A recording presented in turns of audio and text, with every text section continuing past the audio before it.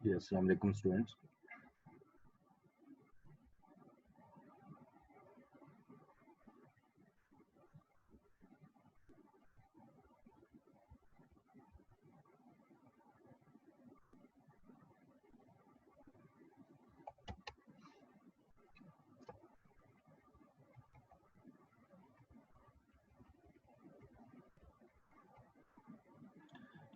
अच्छा, ये हमने क्वेश्चन किया था हसन लिमिटेड का।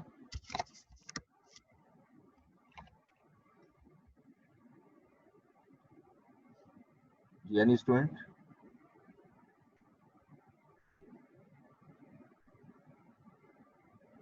आवाज आ रही है आपको? नहीं किया सर, ये करा दे। ओके। अच्छा, ये क्वेश्चन बहुत अच्छा दिया हुआ है बुक में आपका। Example 15 Hasan limited, statement of financial position का जरा देखते हैं। On 1st April 2014, Hassan Limited acquired 90% of equity shares in Shakil Limited. On the same day, Hassan Limited accepted a 10% loan note from Shakil Limited for 200,000, which was repayable at 40,000 per annum on 31st March each year over the next 5 years. इसमें ये जो पहला आ रहा है, 90% आपने share acquire किए हैं Shakeel limited में, और उस दिन आपने 10% लोन नोट भी दिया। Loan note is not a part of purchase consideration, ठीक है, ये सेपरेट कंसिडर होगा। और अगर आप नीचे क्वेश्चन में देखो तो investment equity in share limited अलहदा है और investment 10% loan note Shakeel limited अलहदा है। ये जो शकील लिमिटेड का जो इन्वेस्टमेंट आपने की है, this is intra group transactions, ठीक है।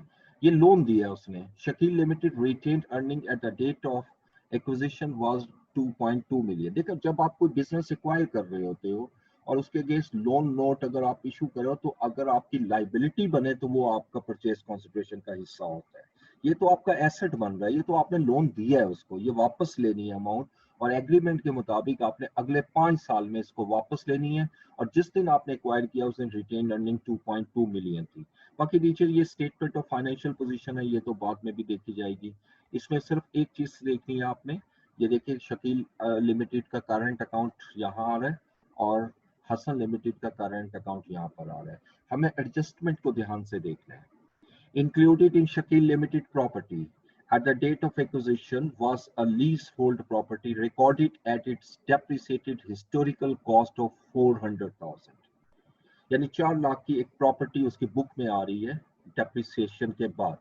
The lease hold had been sublet for its remaining life for only 4 years at an annual rental of ₹80,000। ठीक है जी। आपने जो लीज होल्ड है वो सब लेट कर दी है, यानी वो सब लेट किया हुआ है for a remaining period of 4 year at an annual rent of 80,000 payable in advance, और उसके अगेंस्ट 80,000 हमें एडवांस में रेंट रिसीव होगा 1 अप्रैल को। Directors of Hassan Limited are of the opinion that fair value of leasehold is best reflected by the present value of its future cash flows। यानी Hasan limited के director ने ये फैसला किया, या उनका ओपिनियन है कि जो फेयर वैल्यू है वो उसकी फ्यूचर कैश फ्लो की प्रेजेंट वैल्यू है। इससे पहले जो फेयर वैल्यू एडजस्टमेंट आती रही है उसमें फेयर वैल्यू दी होती है, यहाँ हमें फेयर वैल्यू खुद कैलकुलेट करनी है। उसने बता दिया that the fair value of lease hold property is best reflected by the present value of future cash flows। यानी जितने फ्यूचर कैश फ्लो इस प्रॉपर्टी से हमें मिलेंगे उसको जब मैं प्रेजेंट वैल्यू में कन्वर्ट करूंगा, it shall become the fair value. An appropriate cost of capital for the group is 10% per annum.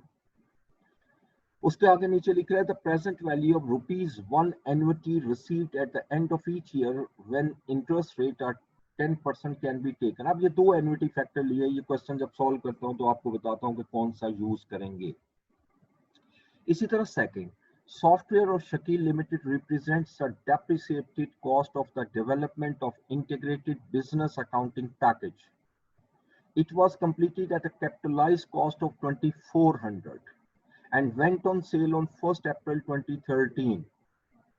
ठीक है जी। अब 1st अप्रैल 2013 को ये हमारे पास अवेलेबल हो गया था।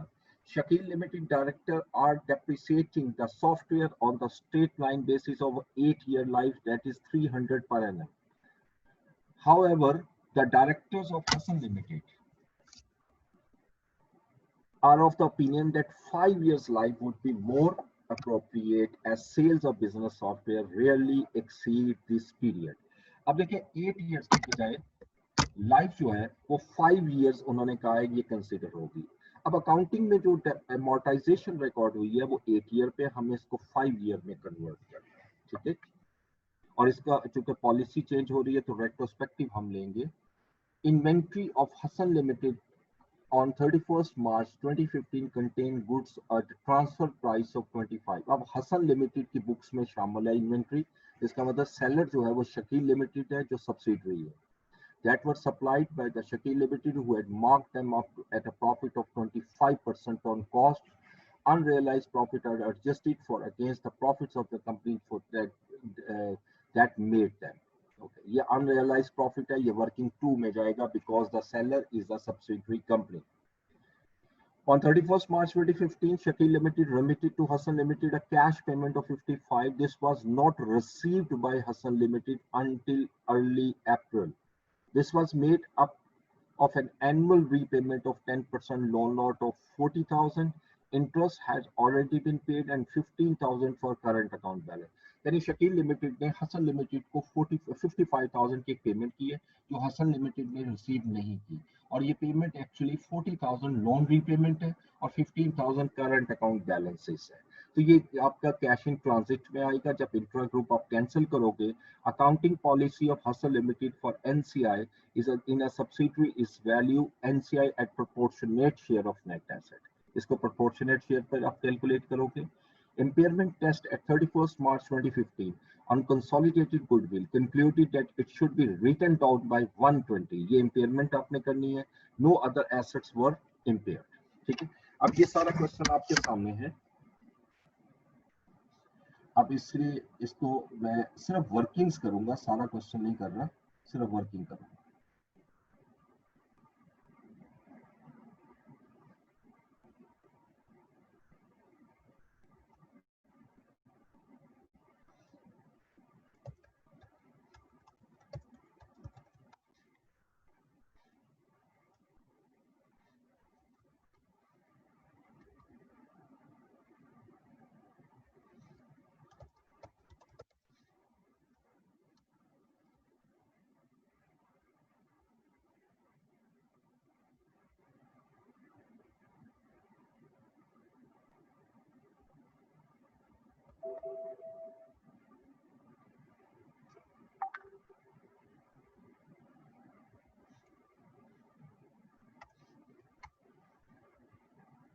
Now let's start। अब वर्किंग वन देखें।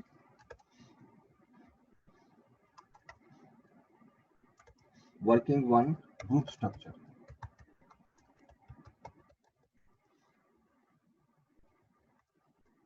Example 15 Hasan limited.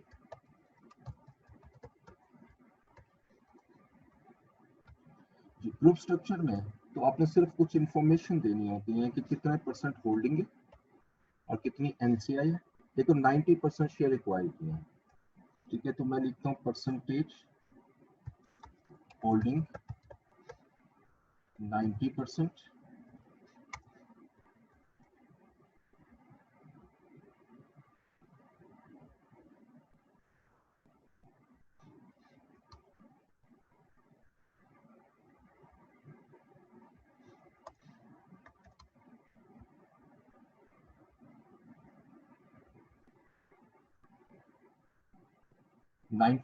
आपकी होल्डिंग आ गई और परसेंटेज एनसीआई जो है दैट इज एब्सोल्युटली 10%। और सबसे अहम चीज date of acquisition. Date of acquisition देखते हैं तो 1 अप्रैल 2014। ये अच्छा, अब इससे नीचे जो सबसे अहम वर्किंग है वो बनाने लगा हूं। Working two net assets of Shakeel limited, और दो डेट बनाऊंगा, एट एक्विजिशन डेट यानी एट 4/4/14 और रिपोर्टिंग डेट हमें दी हुई है क्वेश्चन में 31 मार्च 2015।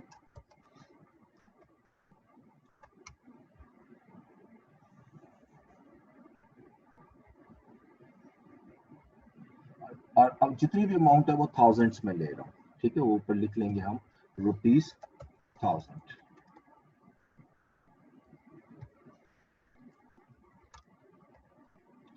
जी, तो सबसे पहले हम स्टार्ट करेंगे जो शेयर कैपिटल से, इक्विटी साइड पे आते हैं। तो शेयर कैपिटल दिया हुआ है शकील लिमिटेड का 1500।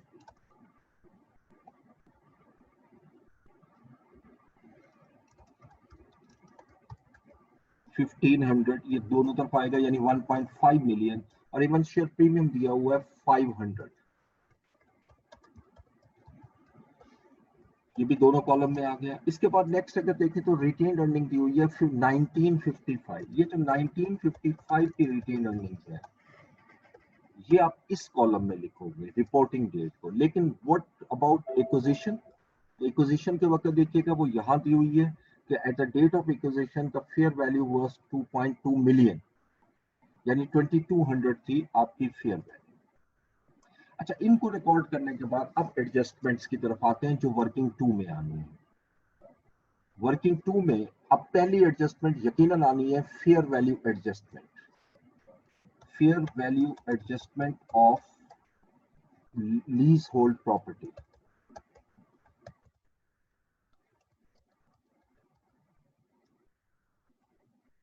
इसके लिए मुझे छोटी सी वर्किंग बनानी है, इसलिए मैं 2.1 में इसको कन्वर्ट कर रहा हूँ।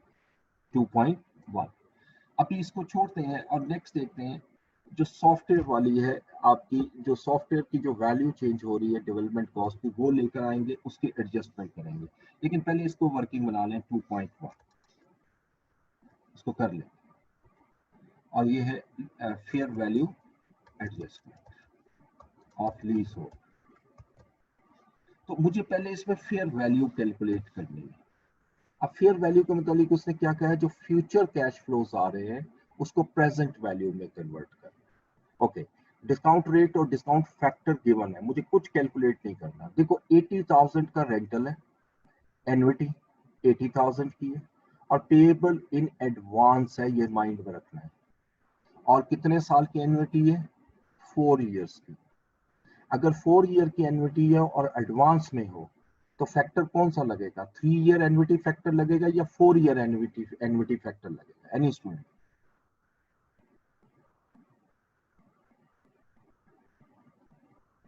3 year। 3 इयर्स। आप 3 ईयर का एन्युटी फैक्टर लगाओगे, बिल्कुल ठीक है। उसकी रीजन क्या है? क्योंकि 4 ईयर का एन्युटी फैक्टर वहां लगेगा जहां इन एरियर होगा। जब एडवांस पेमेंट करते हो तो एक एडवांस हो गई और 3 एरियर हो गए, इसलिए मैं 3 इयर्स का एन्युटी फैक्टर लगाऊंगा। लेकिन इसमें जो 4th इंस्टॉलमेंट है जो एडवांस में दे रहे हो, रिसीव करोगे, उसका एन्युटी फैक्टर 1 होता है। तो 2.5 ये एन्युटी फैक्टर लोगे प्लस 1 करोगे जो एडवांस वाला है, तो 3.50 हुआ। तो 80,000 को अगर ये फेयर वैल्यू आ जाएगी, यानी फेयर वैल्यू कैसे आएगी? अगर मैं 80,000 को एन्युटी फैक्टर से मल्टीप्लाई कर दूं 3.50 से, 3.50 से 80,000 इंटू 3.50,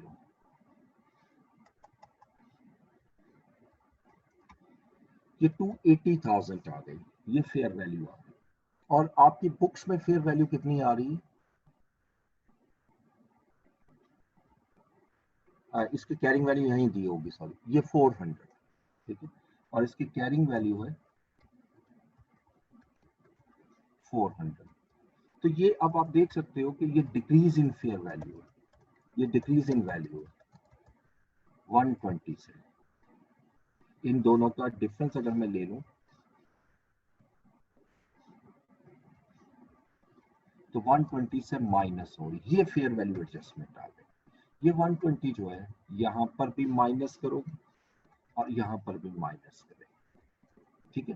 फिर चूंकि लीज होल्ड प्रॉपर्टी है, इसकी डेप्रिसिएशन भी आएगी, depreciation on fair value adjustment.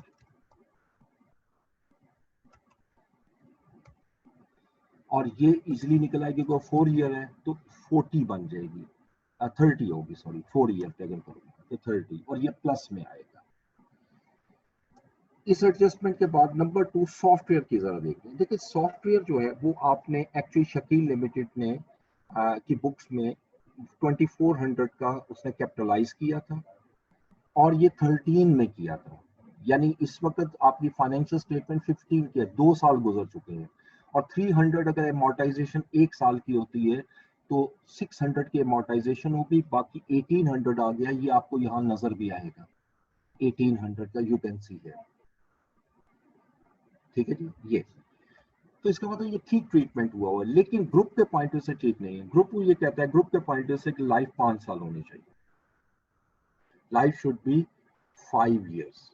अब इसकी कैलकुलेशन मुझे कैसे करनी है देखिएगा, ये वर्किंग पहले मैं बनाऊंगा, फिर ऊपर आते हैं 2.2 और ये है सॉफ्टवेयर।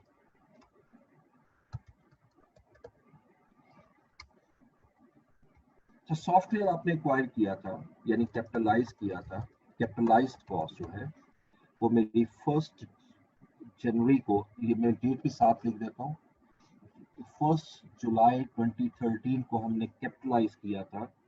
कितनी अमाउंट से? 2400 से। ठीक है, जो कि गलत नहीं था। और ग्रुप के पॉइंट से भी कितना होना चाहिए? चलिए ये 2 कॉलम बना लेते हैं, ये सिंगल कंपनी अकाउंट्स में, ये ग्रुप अकाउंट्स में। आपने अमोर्टाइजेशन जो रिकॉर्ड की है यहाँ पर वो 300 से दी हुई है, देखो 300 पर एनम। यानी ये मैं अमोर्टाइजेशन अभी सिर्फ ले रहा हूँ 2013-14 की, यानी सिर्फ 1 साल की। तो 300 की अमोर्टाइजेशन आई, और अकाउंटिंग में जो अमोर्टाइजेशन रिकॉर्ड होगी वो 5 years भी होगी as a group point of view से, यानी 480। अब इसके बाद कैरिंग वैल्यू क्या आ जाती है? सिंगल कंपनी अकाउंट्स में जो कैरिंग वैल्यू किस डेट की? एज एट 1 जुलाई 2014, ये आ जाएगी आपकी 2100 की। और जबकि ग्रुप के पॉइंट से होनी चाहिए 1920 की। और फिर अमोर्टाइजेशन में दोबारा लूंगा, और ये अमोर्टाइजेशन है अगले साल की टिल रिपोर्टिंग डेट 14 और 15। और फिर अमोर्टाइजेशन सेम आएगी 300, क्योंकि स्ट्रेट लाइन मेथड है, और यहाँ पर 480। अब इसको रिकॉर्ड करने के बाद अगेन कैरिंग वैल्यू लिखूंगा एज एट 1, बल्कि इसको 30 जून 2015 कर लेंगे। और कैरिंग अमाउंट आ रही है 1800, और यहाँ पर कैरिंग अमाउंट आएगी 1440। अच्छा अब देखिएगा 1714 को जो हमारी बुक्स में आ रही है वैल्यू 2100 है, होनी कितनी चाहिए ग्रुप के पॉइंट से? 1920। ये आपकी ओवर स्टेट हो रहा है ऐसा ग्रुप के पॉइंट से। इतनी अमाउंट से मैं इसको माइनस करूंगा, यानी इतनी अमाउंट से माइनस करूंगा।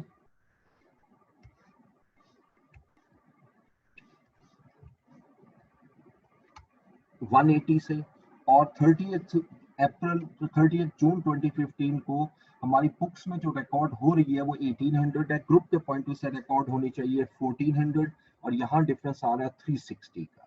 तो ये जो डिफरेंस है ये मुझे एडजस्ट करना पड़ेगा ताकि उसकी वैल्यू ग्रुप के पॉइंट से आ जाए। यानी 2100 को 1920 पर लेकर आना है, और 1800 को 1440 पे लेकर आना है। और ये मैंने 2 डेट इसलिए लिखी, ये 1714 क्या है, और ये वो 31 मार्च 2015। ये ओके, ये मार्च और अप्रैल है, सॉरी मैं इसको डेट चेंज करता हूँ। ये जो डेट लिखी गई है, कैपिटलाइज किया आपने 1 अप्रैल को,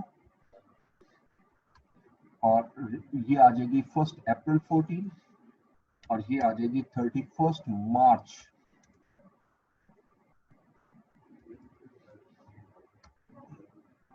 ठीक है जी। अब यहां लिखोगे सॉफ्टवेयर, अब ये सॉफ्टवेयर 180 यहाँ आएगा, 360 यहाँ पर आ जाएगा।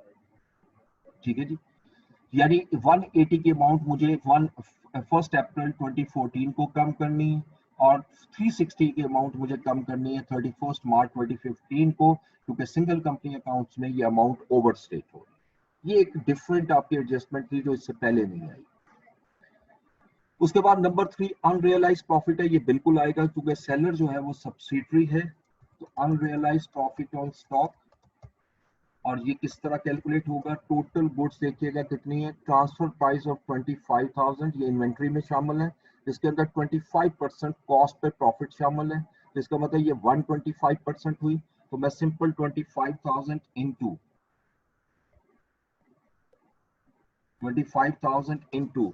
25 बाई 125 कर दूंगा, विच इज इक्वल टू 5,000, और ये सेकंड कॉलम में आएगी। ये 5,000 अनरियलाइज प्रॉफिट ऑन स्टॉक हमने इसमें से लेस कर दिया।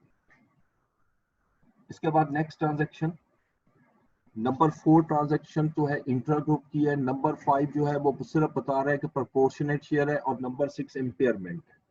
जिस वक्त ये सारी एंट्रीज हो गई, अब नेट एसेट को आप टोटल कर लीजिएगा।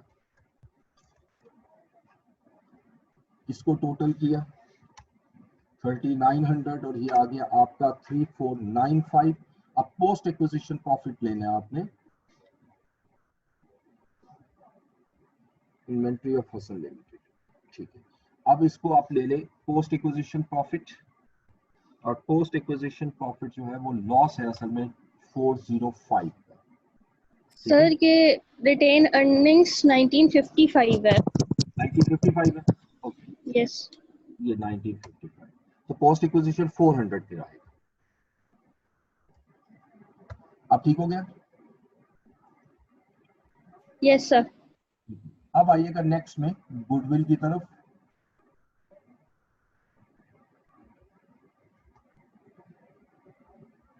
अब गुडविल की कैलकुलेशन करते हैं वर्किंग 3।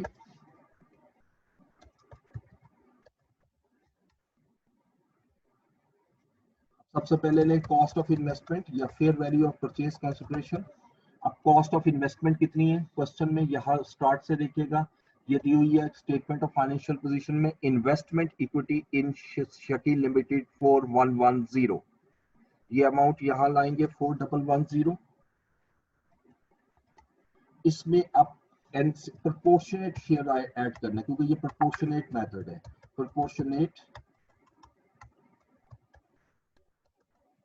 Share of NCI. और ये कैसे कैलकुलेट होगा? ये जो नेट एसेट्स दिए हुए हैं इसका 10% आप ले लोगे, 0.10, 390 हो गया, क्योंकि ये हमारा प्रोपोर्शनेट मेथड है। यहाँ फेयर वैल्यू ऑफ एनसीआई नहीं लेनी, बुक वैल्यू लेनी है। इसको रिकॉर्ड करने के बाद इसको टोटल किया, ये 4500 आ रहा है, और यहाँ पर आ जाएगा fair value of net assets acquired, और जो fair value of net assets हैं वो हम ऑलरेडी कैलकुलेट कर चुके हैं 3900 का। अब जो आंसर आ रहा है this is goodwill before impairment, impairment loss, और गुडविल बिफोर इम्पेयरमेंट लॉस जो है वो हमारे पास 600 आ गई, और इम्पेयरमेंट लॉस हमें उसने क्वेश्चन में दिया हुआ है। ये देखिएगा last transaction return down by 120, ये 120 से हम इसको लेस कर देंगे, लेस इम्पेयरमेंट लॉस 120। अब इसको लेस किया तो दैट इज गुडविल, जो कि हमने शो करनी है consolidated statement of financial position में, विच इज 480।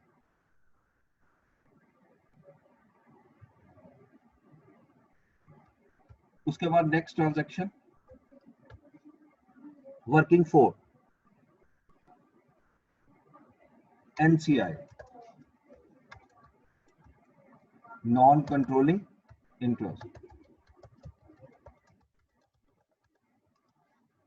और नॉन कंट्रोलिंग इंटरेस्ट में सबसे पहले आप क्या लोगे, वही जो NCI at acquisition, NCI at acquisition, ये गुडविल से ही उठानी होती है। जब आपने बिजनेस एक्वायर किया था उस दिन एनसीआई क्या थी, दैट इज 390, और अब इसमें लेंगे NCI share in post acquisition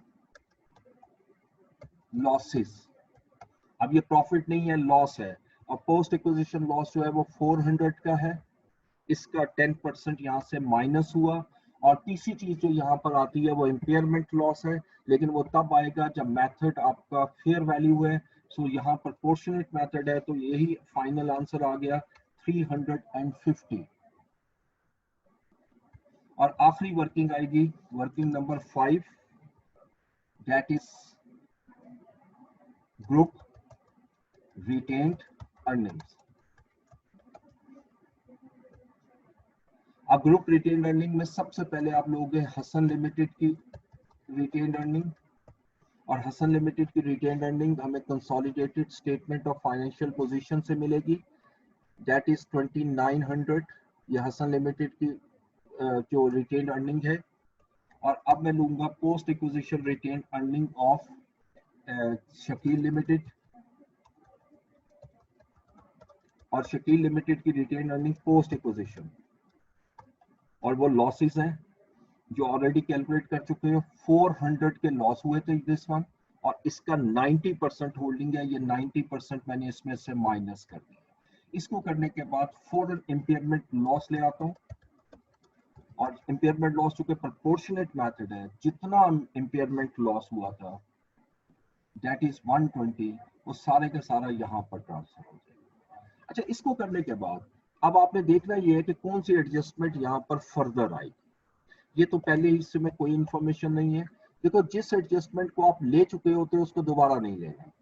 software को भी ले चुके हो, इन्वेंट्री भी आ चुकी है, इंट्रा ग्रुप ट्रांजैक्शन है, इंट्रा ग्रुप ट्रांजैक्शन का किसी वर्किंग पे कोई इम्पैक्ट नहीं आता, इम्पेयरमेंट हम ले चुके हैं। सो इसका मतलब मजीद इसमें कोई चीज नहीं आएगी।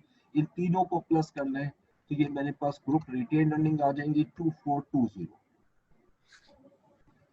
ठीक है जी, जब ये सारा रिकॉर्ड कर लिया, अब इसके बाद आपने कंसोलिडेशन करनी है। ये जरा खुद कीजिएगा, मैंने सिर्फ और सिर्फ वर्किंग्स आपसे डिस्कस करनी है आप क्वेश्चंस में, बाकी सारा काम आपने खुद करना है। ठीक है जी, क्योंकि हमने टाइम भी सेव करना और ज्यादा क्वेश्चन डिस्कस कर लेते हैं। अब इसमें कोई क्वेश्चन पूछना हो तो पूछिएगा, मैं अगले क्वेश्चन में मूव करूंगा। Any question?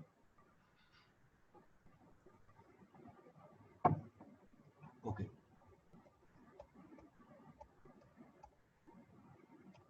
क्वेश्चन नंबर 16 देखिएगा, गोल्डन लिमिटेड जीएल।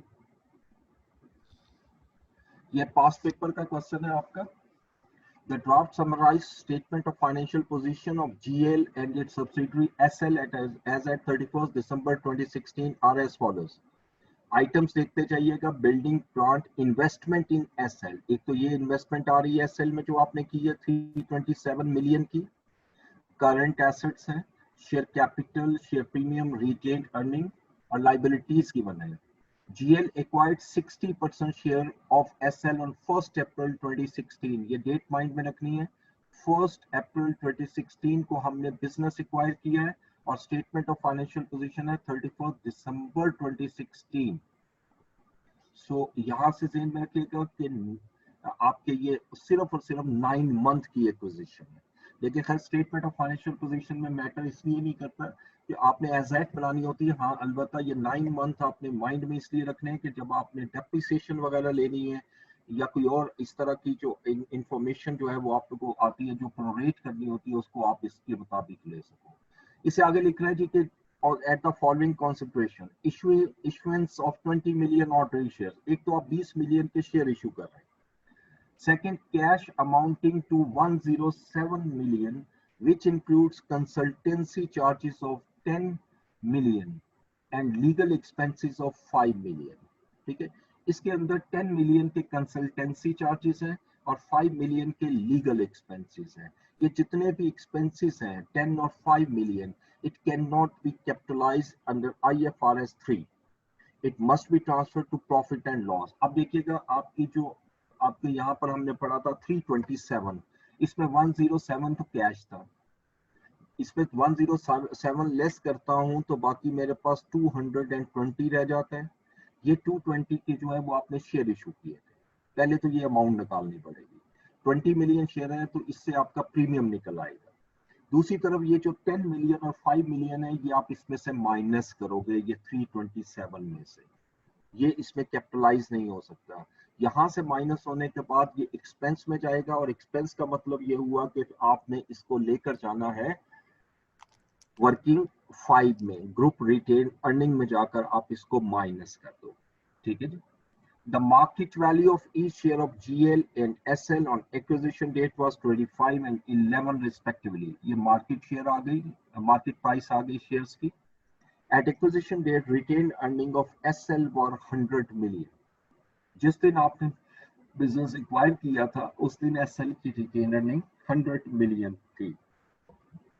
तो ये प्री एक्विजिशन अर्निंग आएगी जो पहले कॉलम में लिखोगे।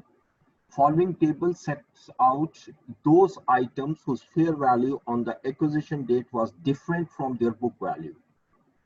These value have not been incorporated in the SL book. अब देखो बिल्डिंग की फेयर वैल्यू जो है बुक वैल्यू 250 है, फेयर वैल्यू 170 है। इसका मतलब बिल्डिंग की वैल्यू 80 मिलियन से कम हो रही है। अभी डेप्रिसिएशन की बात करते हैं। डेप्रिसिएशन यहाँ नजर नहीं आ रही, अभी नीचे देखते हैं, अगर कहीं दी होगी तो लेंगे। इन्वेंट्री जो है ये 112 से 62 आ रही है। इन्वेंट्री की वैल्यू भी कम हो रही है, ये भी आप दोनों कॉलम में से माइनस कर दोगे।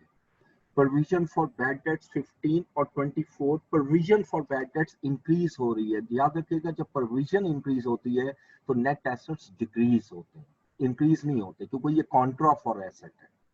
ठीक है, इसको अगर आप इस तरह समझने के लिए लाइबिलिटी ले लो तो लाइबिलिटी अगर इंक्रीज होती है तो नेट एसेट डिक्रीज होते हैं। ठीक है, ये बेसिकली कॉन्ट्रा फॉर एसेट है, तो 9 मिलियन भी दोनों में से माइनस होगा। इसे आगे लिख रहे हैं, upon acquisition of SL a contract for management services was also signed under which GL would provide various management services to SL at an annual fee of 50 million from the date of acquisition. The payment would be made in 2 equal installment payable in arrear on 1st April and 1st October. देखिए वो ये बता रहा है कि contract sign हुआ था आपका मैनेजमेंट सर्विसेज का, जिसके थ्रू जीएल जो है वो आपको मुख्तलिफ सर्विसेज प्रोवाइड करेगा at an annual fee of 50 million from the date of acquisition, और पेमेंट 2 इक्वल इंस्टॉलमेंट में करनी है इन एरियर। यानी एक तो 1 अप्रैल को तो ऑब्वियसली कॉन्ट्रैक्ट साइन हुआ तो एक ही पेमेंट आपने की है 50 मिलियन की, तो जो पेमेंट की है एस कंपनी ने वो जीएल की इनकम में आ गया, एसएल के एक्सपेंस में आ गया। इसका कोई इफेक्ट नहीं होगा कि अल्टीमेटली ग्रुप के पॉइंट से जीरो है। लेकिन वो लिख रहा है कि जो फर्दर अमाउंट है जो आपकी 1 अप्रैल के बाद की, अप्रैल अक्टूबर नवंबर दिसंबर, ये 3 मंथ की अक्रूड है, और अक्रूड जो है वो ऊपर रिसीवेबल और पेएबल में कहीं शामिल होगी, लाइबिलिटीज में और एसेट्स में। ये इंट्रा ग्रुप बैलेंसेस है, इसको मुझे कैंसिल करना पड़ेगा। ठीक है, उसके बाद नेक्स्ट, क्योंकि मैंने यहाँ सिर्फ थिंक करना है स्टेटमेंट ऑफ फाइनेंशियल पोजीशन के पॉइंट से। ये नेक्स्ट ट्रांजैक्शन बड़ी इंटरेस्टिंग है। On 30th September 2016, GL acquired a plant from SL in exchange of a building which was currently not use of GL. अब GL ने acquire किया एक plant SL से और in exchange of building, यानी in simple word GL plant खरीद रहा है SL से और बिल्डिंग उसको दे रहा है। तो SL के पॉइंट से SL बिल्डिंग खरीद रहा है और एसएल प्लांट सेल कर रहा है। ठीक है, और इसके लिए अब वो उसने मुख्तलिफ कॉस्ट और एक्यूमुलेटेड डेप्रिसिएशन और एक्सचेंज प्राइस, देखो एक्सचेंज प्राइस दोनों के इक्वल है, यानी इसका मतलब कोई इसके अगेंस्ट पेमेंट वगैरह नहीं कर रहे। ठीक है, तो ऑब्वियसली अगर ग्रुप में एक जगह से एसेट दूसरी जगह जा रहा है तो सही तो कोई हर्ज नहीं है, लेकिन अब इसमें कोई अनरियलाइज प्रॉफिट है तो वो मुझे देखना पड़ेगा। वो लिख रहा है both companies follow cost model for subsequent measurement of property plant and equipment and charge depreciation on building and plant at 5% and 20% respectively on cost. अच्छा, अब यहाँ देखते हैं जो हम बात कर रहे थे कि अनरियलाइज, देखो आपने अनरियलाइज प्रॉफिट सेल के पॉइंट से देखना है। जब मैं अब चूंकि बेशक एक्सचेंज हो रही है, मैं पहले जीएल के पॉइंट से देखता हूँ। जीएल ने सेल क्या किया है, सिर्फ ये देखिएगा आप, जीएल ने एक्वायरिंग में बात करा, सेल क्या किया है, इस जीएल ने सेल की है बिल्डिंग। ठीक है जी, अब जरा आइएगा बिल्डिंग की तरह। बिल्डिंग की 240 कॉस्ट थी, एक्यूमुलेटेड डेप्रिसिएशन 130 थी, इसका मतलब नेट बुक वैल्यू 110 हुई और उसने उसको सेल किया 120 में। इसका मतलब ये जो 10 मिलियन का है ये अनरियलाइज्ड प्रॉफिट आ गया। इसकी बुक में कौन सेलर है, जीएल। ठीक है, इसकी वर्किंग जैसे मैंने समझाई थी उसी तरह करो। ये एक आ गया। दूसरा आइएगा from the point of SL, SL के पॉइंट ऑफ से देखते हैं। एसएल के पॉइंट ऑफ व्यू से एसएल ने सेल किया प्लांट। ठीक है, एसएल ने सेल किया प्लांट और प्लांट की वैल्यू क्या है, यानी बुक वैल्यू क्या है, 200 का प्लांट था, 80 उसके डेप्रिसिएट हो चुका था, यानी नेट बुक वैल्यू उसकी 120 थी और आपने उसको सेल किया 120 में, तो इसका मतलब यहाँ कोई अनरियलाइज प्रॉफिट नहीं आ रहा। इसका मतलब इस पूरी ट्रांजैक्शन में सिर्फ एक अनरियलाइज प्रॉफिट आ रहा है और वो बिल्डिंग पर। और इसकी उसी तरह टेबल बनाएंगे जैसे मैंने आपको समझाया था, और उसके मुताबिक डेप्रिसिएशन भी आएगी ना बिल्डिंग की, ये 5% वो भी ले रही है, ठीक है, उसको भी आपने ले, और उसके मुताबिक आप इसको कैलकुलेट करें। ओके, उसके बाद SL paid an interim cash dividend of 10% on 31st July. देखो जब इंटरिम डिविडेंड एसएल ने पे कर दिया, एसएल की इक्विटी कम हो गई और जीएल का प्रॉफिट इंक्रीज हो गया, तो ओवरऑल ग्रुप रिटेन अर्निंग में कोई फर्क नहीं पड़ता, इसलिए हम एडजस्टमेंट को नहीं लेते। उसके बाद GL values NCI interest at acquisition date at its fair value, ठीक है। तो ये क्वेश्चन है, आप बताइएगा हो जाएगा, इसकी वर्किंग कर लोगे, ये कर दूं? हो जाएगी सर। ये आप लिख लो होमवर्क के लिए 16। आपने उसी स्टाइल में करना है जैसे मैंने करवाया था, ठीक है। अगर आपको कोई प्रॉब्लम आएगी तो मैं आपको सॉल्यूशन भी शेयर कर लूंगा, ठीक है। इसने जिस तरीके से किया हुआ है वो बहुत आपको मुश्किल पेश आएगी। सर इसकी गुडविल का वर्किंग बना दे, गुडविल की। गुडविल की वर्किंग तो तब बनेगी ना जब मेन वर्किंग बनेगी नेट एसेट्स। इसलिए मैंने आपसे पूछा था कि आप वर्किंग बना लोगे या मैं बना दूं, इसलिए पूछा था आपसे। देखो जो जितने भी आपकी चीजें हैं, गुडविल है, एनसीआई वगैरह, सब उसी पे निकलनी है ना। तो आप कहते हो तो मैं वर्किंग 2 बना देता हूँ इसकी, क्योंकि वर्किंग 2 से सब कुछ बन जाएगा, गुडविल भी निकल आएगी। ले जी, वर्किंग 2 में बना रहा हूँ, इसी को कॉपी कर लेते हैं।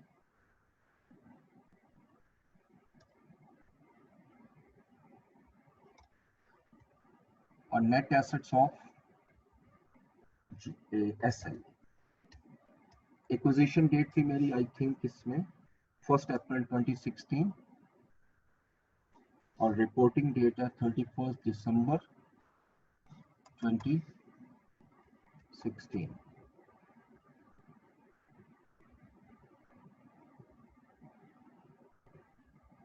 ये सारी वैल्यूज हम खत्म कर देते हैं। ये रुपीज इन मिलियन है, ठीक है, इस क्वेश्चन में थाउजेंड्स नहीं है, रुपीज इन मिलियन है। सो शेयर कैपिटल की तरफ आइएगा, देखिए शेयर कैपिटल एस कंपनी का कितना है, एसएल का 450। बड़े ध्यान से एक एक चीज सीखनी है, 450। ये 450 की अमाउंट शेयर कैपिटल की दोनों कॉलम में आ जाएगी, और इसको ना हम 2 डेसिमल तक लेंगे, क्योंकि जो मिलियन की अमाउंट होती है ना उसको कोशिश किया करें कि 2 डेसिमल तक। अच्छा, उसके बाद शेयर प्रीमियम दिया हुआ है, अगर आप देखें एसएल का 150, ये 150 की अमाउंट भी दोनों कॉलम में आएगी। देन फिर रिटेन्ड अर्निंग ये 210 आ रहे हैं, ये 210 की जो रिटेन्ड अर्निंग है ये डेफिनेटली आपकी कहाँ आएगी, रिपोर्टिंग डेट को। लेकिन एक्विजिशन डेट को रिटेन्ड अर्निंग क्या थी, वो हमें यहाँ से मिलेगा। एक्विजिशन डेट रिटेन्ड अर्निंग वर ₹100 मिलियन, उस दिन आपकी 100 मिलियन थी, तो 100 मिलियन हमने यहाँ लिख दिया। और देखो रिपोर्टिंग डेट पर वो बता रहा है कि ये 210 मिलियन है, दिस यानी 110 मिलियन का पोस्ट एक्विजिशन प्रॉफिट जनरेट किया है। अब एडजस्टमेंट की तरफ आते हैं जो यहाँ पर आएंगी। अच्छा, इस एडजस्टमेंट का वर्किंग 2 से कोई ताल्लुक नहीं है, इसमें से जितनी भी है, क्योंकि आपने सिर्फ शेयर इशू की है, यहाँ पर सिर्फ आता है इफेक्ट अगर आएगा तो आपका यहाँ पर इसका नहीं आएगा, ये तो परचेज कंसिडरेशन से रिलेट करती है। अब नेक्स्ट एडजस्टमेंट देखें यहाँ से, देखिए बिल्डिंग आपकी 250 बुक वैल्यू है, फेयर वैल्यू 170 है, तो बिल्डिंग की फेयर वैल्यू कम हो रही है।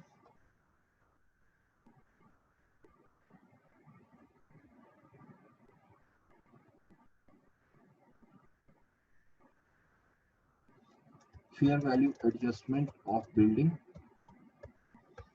जी कितनी कम हो रही है, 80 मिलियन से। ये 80 मिलियन यहाँ है और 80 मिलियन यहाँ है।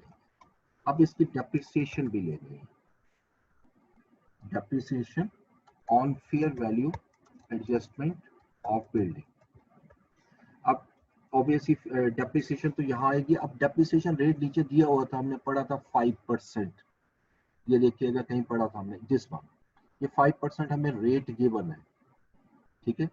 और डेप्रिसिएशन 5% और कितने महीनों की आएगी? ऑब्वियसली एक्विजिशन डेट से लेकर रिपोर्टिंग डेट तक 9 मंथ बनते हैं, तो मैं 9 मंथ की डेप्रिसिएशन लूंगा, यानी 80 मिलियन का 5% मल्टीप्लाई 9/12, ये 3 मिलियन की डेप्रिसिएशन में ऐड कर दूंगा।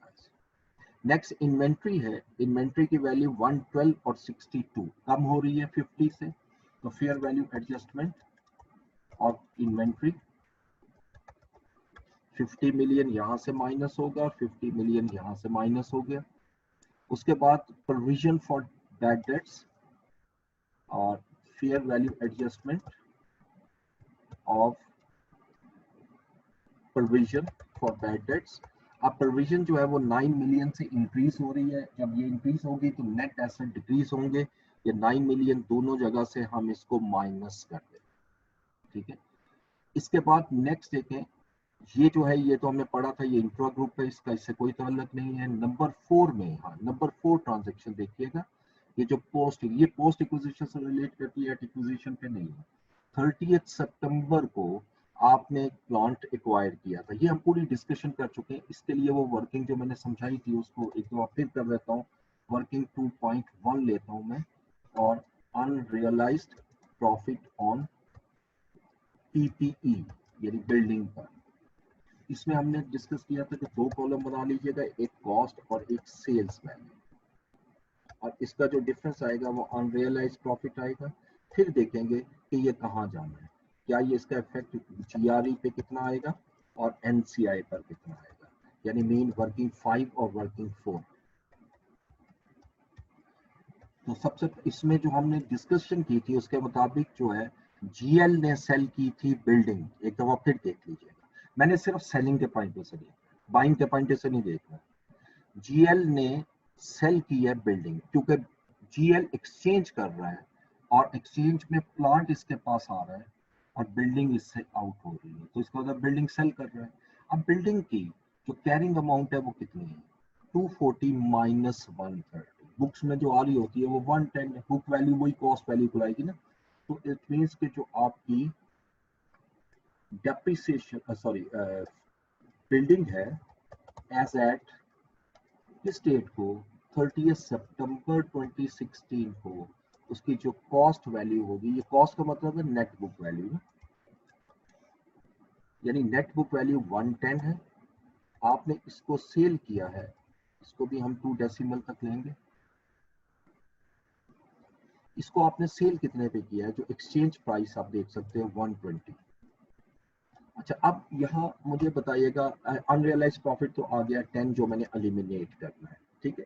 Who is the seller, building के पॉइंट ऑफ व्यू से seller is a GL, GL अगर सेलर है तो इसका मतलब कि ये जो गेन ऑन डिस्पोजल है ये जीएल की बुक में आ रहा है, तो ये ग्रुप रिटेन अर्निंग से माइनस होगा, ठीक है। और फिर इसकी जब डेप्रिसिएशन लूंगा, डेप्रिसिएशन ऑन बिल्डिंग, अब डेप्रिसिएशन नेट बुक वैल्यू के पॉइंट से, यानी ये तो हिस्टोरिकल मेथड है ना, देखो 5% ऑन कॉस्ट, तो 240 पे डेप्रिसिएशन हिस्टोरिकल होनी चाहिए, तो 240 पे अगर डेप्रिसिएशन लेता हूँ तो कितनी बनेगी, 240 का 5% इंटू 3/12, ये यानी डेप्रिसिएशन रिकॉर्ड होनी चाहिए थी 3 मिलियन की, आपने रिकॉर्ड कितनी की 120 पर, 120 पे डेप्रिसिएशन कितनी आएगी, क्योंकि जो बाय कर रहा है वो रिकॉर्ड करेगा, उसके लिए तो कॉस्ट 120 होगी ना जितने में आपने सेल किया है, 0.05 5% इंटू कितने महीने होंगे जी, 3/12, सितंबर से आपने लेना 30 सितंबर, यानी सितंबर काउंट नहीं होगा, अक्टूबर नवंबर दिसंबर, ये 1.5, तो ये 1.50 की डेप्रिसिएशन जो है, आप जरा गौर से देखिएगा कि जो डेप्रिसिएशन रिकॉर्ड होनी चाहिए थी वो 3, आपने डेप्रिसिएशन रिकॉर्ड की 1.50 से, तो डेप्रिसिएशन मजीद रिकॉर्ड करनी पड़ेगी, और डेप्रिसिएशन जब रिकॉर्ड करूंगा तो प्रॉफिट कम हो जाएगा, और किस कंपनी का प्रॉफिट कम होगा, किसका प्रॉफिट कम होगा, ये डेप्रिसिएशन कौन रिकॉर्ड कर रहा है, एस कंपनी, ठीक है। और एसएल, और एसएल का जो होल्डिंग है वो कितने परसेंट है, पी की 60%, यानी इसका मतलब इस अमाउंट का 60% जीआरई में आएगा और इस अमाउंट का 40% यहाँ पर आ जाए। तो अल्टीमेटली ये दो इफेक्ट जो है ना आपके जाएंगे जीआरई पर और एनसीआई। ये यहाँ नहीं आएगा, लेकिन ये वर्किंग मैंने फिर भी शो किया आपको, ये इसका यहाँ पे कोई ताल्लुक, ठीक है। देन अच्छा दूसरा भी देख लें। अच्छा अब एसएल के पॉइंट से अगर मैं देखता हूँ, एसएल के पॉइंट से, तो एसएल सेल क्या कर रहा है? एसएल इज सेलिंग प्लांट, ठीक है। तो एसएल जब प्लांट सेल कर रहा है तो मुझे ये बताइएगा कि एसएल जो है जब प्लांट सेल कर रहा है तो उसकी कैरिंग वैल्यू क्या थी? प्लांट की कैरिंग वैल्यू आ रही है, अगर आप देखें 200 माइनस 980, तो कितना आ गया जी? 120। यानी इसकी जो बुक वैल्यू है वो 120 है और इसने सेल कितने में किया? अगेन 120 में। इसका कोई अनरियलाइज प्रॉफिट नहीं है और इसको मुझे एडजस्टमेंट करने की भी जरूरत नहीं होगी, ठीक है। सो अब इसको रिकॉर्ड करने के बाद बहरहाल इसका वर्किंग टू से कोई ताल्लुक नहीं है। इसके बाद देखिएगा वर्किंग टू में और कोई चीज आएगी? No, not at all. अब यहां से मैं आपको गुडविल निकाल देता हूं। ये 561, 674, 113 पोस्ट एक्विजिशन आ जाएगा। अब गुडविल हम कैलकुलेट कर लेते हैं। Working number 3 goodwill. सबसे पहले तो देखिए कॉस्ट ऑफ इन्वेस्टमेंट कितनी दी हुई है क्वेश्चन में, पहले उसको ले लें। कॉस्ट ऑफ इन्वेस्टमेंट ये गिवन है क्वेश्चन में, और ये गिवन थी यहाँ पर देखिएगा 327। इसमें शेयर भी शामिल है, उसमें कैश भी शामिल है। इसको मैं पहले पूरा ले रहा हूँ 327, लेकिन बाद में हमें पता लगा कि जितनी अमाउंट आ रही है 327 की, इसके अंदर 15 मिलियन बनता है। 10 मिलियन कंसल्टेंसी चार्जेस और 5 मिलियन जो है वो आपके लीगल एक्सपेंसेस, ये आपके कैपिटलाइज नहीं हो, ये कैपिटलाइज नहीं हो।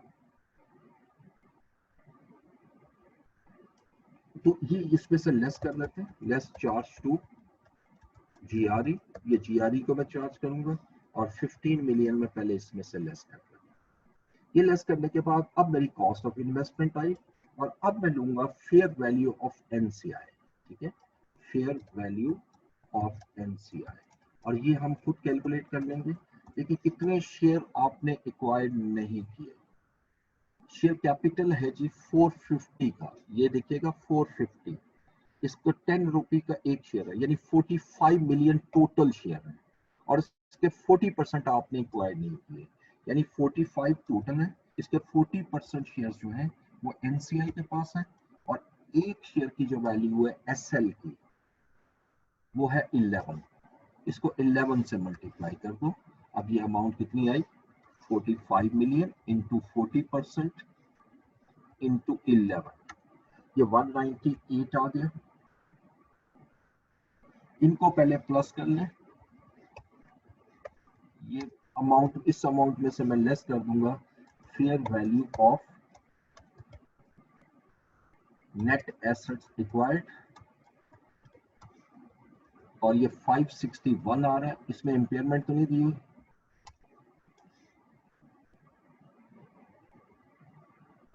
नहीं, ठीक है। इसमें नेगेटिव गुडविल आ रही है, इसमें पॉजिटिव गुडविल नहीं आ रही, नेगेटिव गुडविल आ रही है, and negative goodwill is 51 million. ये आप कंसोलिडेट, ये आप ले जाओगे जीआरई में, इसको आप ले जाओगे ग्रुप रिटेन अर्निंग, ठीक है।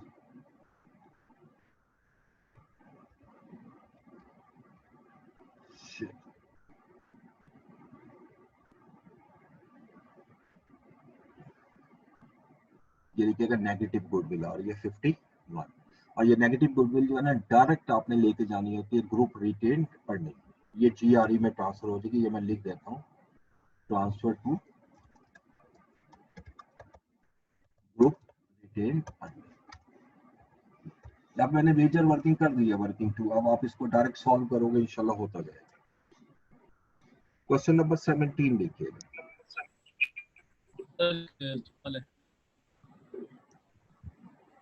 जी जी सर ये जो अनरियलाइज प्रॉफिट है पीपी के ऊपर, ये वाला वर्किंग नंबर 2 के कॉलम नंबर 2 में नहीं लेकर जा सकते? दिस वन, ये वाला जो अमाउंट है, ये वाला, अगर आप सर यहाँ ये ले जो जाना चाह, ये सिर्फ ये ले जा अनरियलाइज सकते हैं जी, 1.50 ले जा सकते हैं सिर्फ 1.50, ये दो है ना, 10 और 1.50, यस 10 सर नहीं ले ठीक जा है। सकते, ठीक है, क्योंकि 10 जो है ना वो एक्चुअली गेन ऑन डिस्पोजल है और वो पी की बुक में आ रहा है पेरेंट कंपनी की, जो डेप्रिसिएशन है वो एस कंपनी, वो ले जा सकते हो, ठीक है। लेकिन हम इसको इस तरह भी करते हैं नॉर्मली, चूंकि ये बना चुके होते हैं ना, सिंपल इसको प्लस कर लें, ये अमाउंट जो है ना, ये जो 10.90 की है, ये हमारी जीआरई में जाएगी, और ये जो अमाउंट है 0.60 की, ये एनसीआई में से माइनस कर देंगे, ये आसान रहता है। बाकी आप बिल्कुल ले जा सकते हो, लेकिन ये अमाउंट, इसको मैं ये टैली कर देता हूँ, ये मेरी जा सकती है वर्किंग 2 में अगर मैं ले जाना चाहूँ, लेकिन ये फिर वर्किंग 5 में जाएगी। शुक्रिया। अच्छा जी, क्वेश्चन नंबर 17 अगेन पास पेपर का क्वेश्चन है। अब ये जितने भी क्वेश्चन आ रहे हैं ये सब पास पेपर के, ठीक है।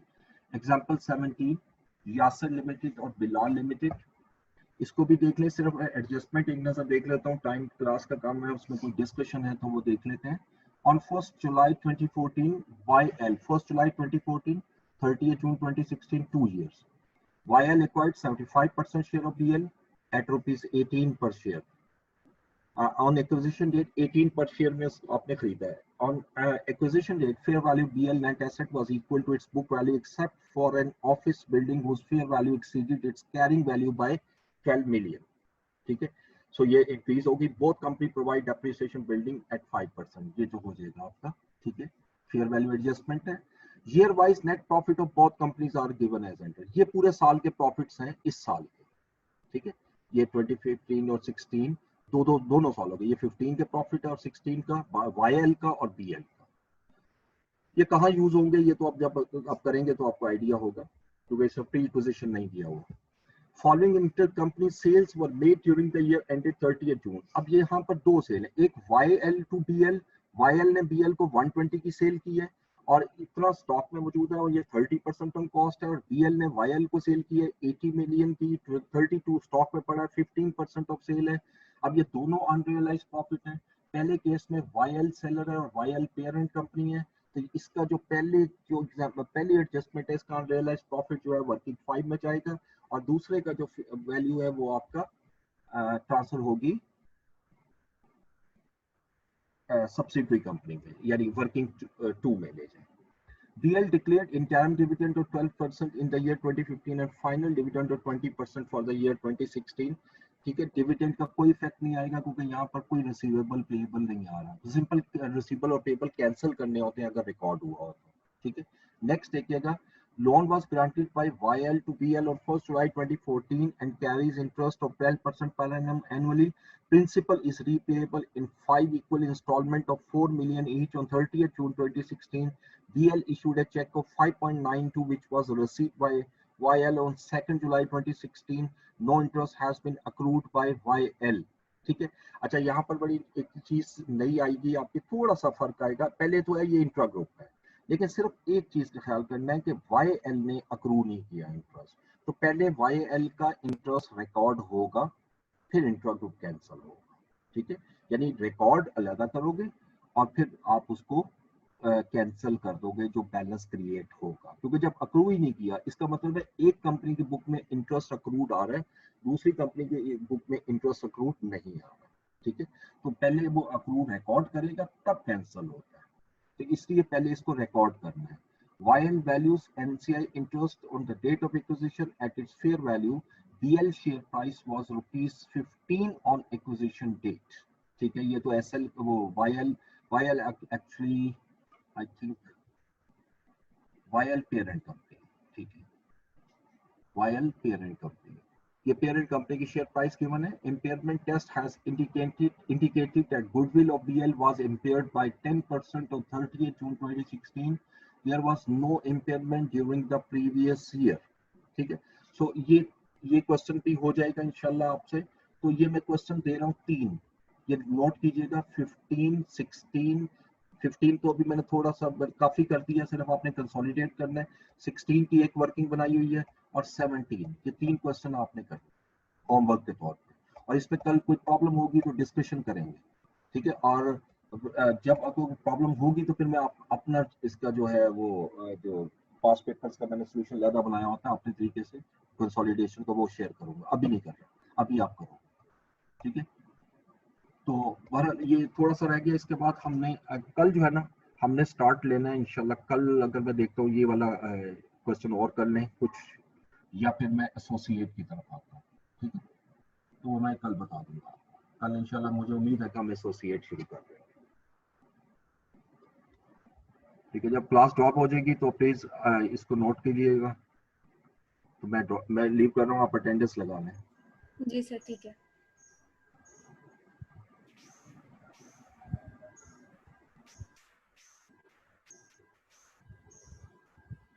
ये स्टूडेंट्स 1 मिनट आप लोग यहीं रहिएगा।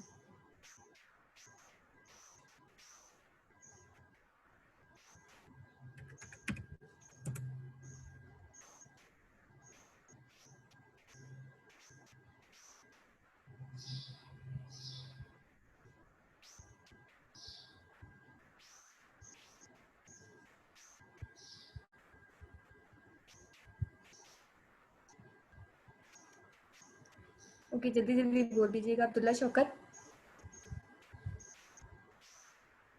Abdullah Shaukat, Ahmad Ishfaq, present. Ansa Shafiq, Arsalan Zafar, present ma'am. Asad Munir, present. Eman Mujeeb, Durre Shahwar, present. Iman Tariq, Faiz, Fahad Ahmad Khawaja, Fajar Afzal, Gule Rana, present. ये Hamadullah, present ma'am. Hania Khalid Mughal, Hira Nahid, Javeria Zafar, Maimoona Zubair, Mahvish Khan, present ma'am. Mishal Zameer, present ma'am. Mohammad Ahmad, present. Mohammad Ali, Mohammad Ehtesham, Mohammad Kazim Raza, present. Present. Mohammad Usman, ठीक है। Yes ma'am. Yes ma'am. Mohammed Mohammad